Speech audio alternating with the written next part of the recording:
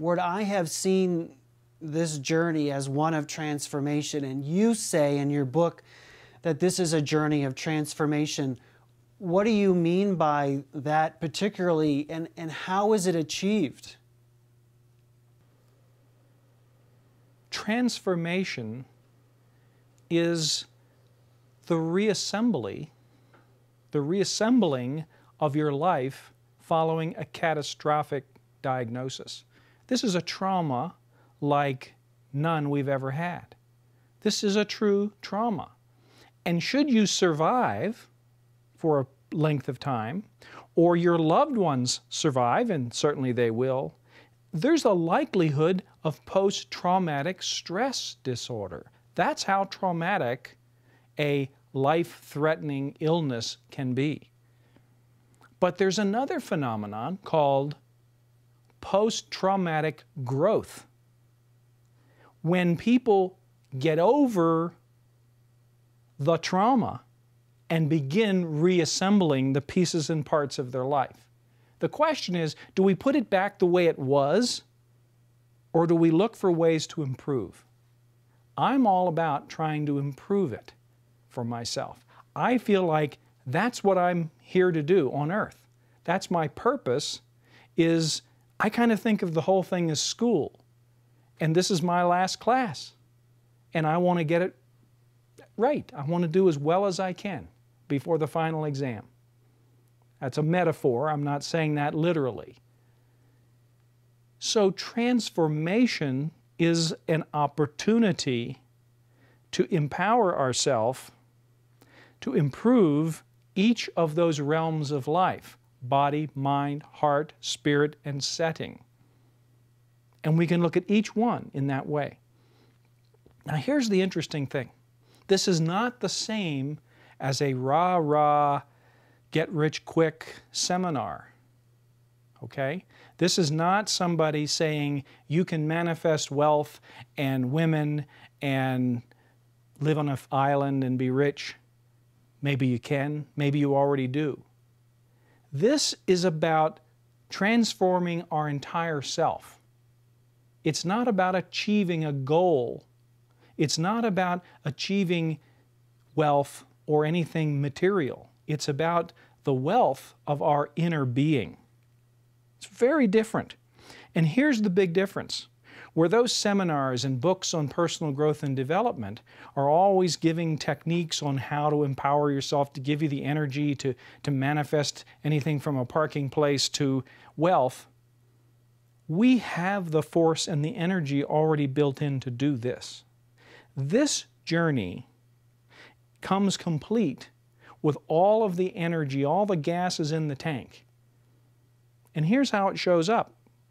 If you remember high school psychology and Abraham Maslow, remember his hierarchy of needs. That's a concept where we look at the way people live from their bare necessities, people who have needs. And a need is something that's driven. And our basic need is to be safe. So think of the caveman running from the saber-toothed tiger. Okay, that person running from the saber-toothed tiger isn't thinking about food. Suddenly, that's not an issue. And as the safety is secured, okay, finds a cave, gets in the cave, saber-toothed tiger's gone. Does the caveman just sit on his laurels? No. Because instantly he remembers, he's just burned a lot of energy, oh, I'm hungry. There's a new need, immediately replaces the previous one. And Maslow saw that as kind of a ladder or a pyramid that started with those basic needs and climbed all the way up to things like love and companionship and friendship and social status. Where are you on that pyramid? Where am I on that pyramid? That's our life. That's the state of our life.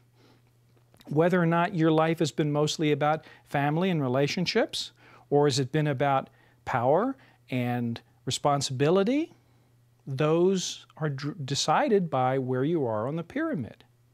What I'm saying is, I'm not making a judgment about where we are. All I'm saying is that there's an energy pushing us up that pyramid. And rather than stopping that process because we've become ill, I'm saying let's accelerate it. Let's become, borrowing the words of the U.S. Army, let's be all we can. Be all you can. That's what we have the capacity to do. And that is nothing less than a transformation. So we get out of our myopic way of looking at doing the things the way we've lived our life up until now. This is the perfect opportunity to try some things new. Try living in a new and different way. I think of it as, an analogy would be, we've lived our whole life, maybe in my case, right-handed. Maybe this is the time to tie my right hand behind my back and learn to write with my left hand. I'm not very interested in that as an outcome, but that's an example. How many other dominant behaviors do I have that's like being right-handed in my life? In my mind, in my heart, in my spirit. So does my mind have ruts where I just simply go the same way? Of course I do. My heart, do I think of emotions in the same way? Do I use the same emotions day in, day out? Do I have only one spiritual direction? Those are ruts that we all live in. This is the opportunity to try out new ways.